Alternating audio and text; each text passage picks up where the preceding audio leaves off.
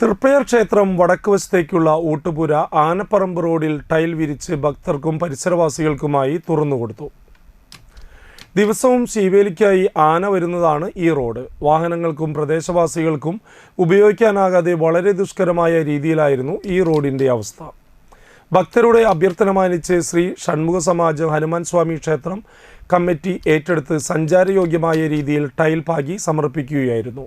സമാജം മേൽശാന്തി പരമേശ്വരൻ നമ്പൂതിരിയും തൃപ്പയാർ ക്ഷേത്രത്തിലെ മുൻ തൃക്കോൽ ശാന്തിയുമായ രാശപ്പൻ എമ്പ്രാന്തിരിയും ചേർന്ന് നാടമുറിച്ച് ഭദ്രദീപം കൊളുത്തി ഉദ്ഘാടനം നിർവഹിച്ചു.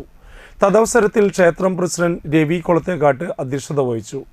Secretary Janardhanan, joint secretary Balachandran K, മറ്റു മെമ്പർമാർ ചടങ്ങിന് നേതൃത്വം നൽകി.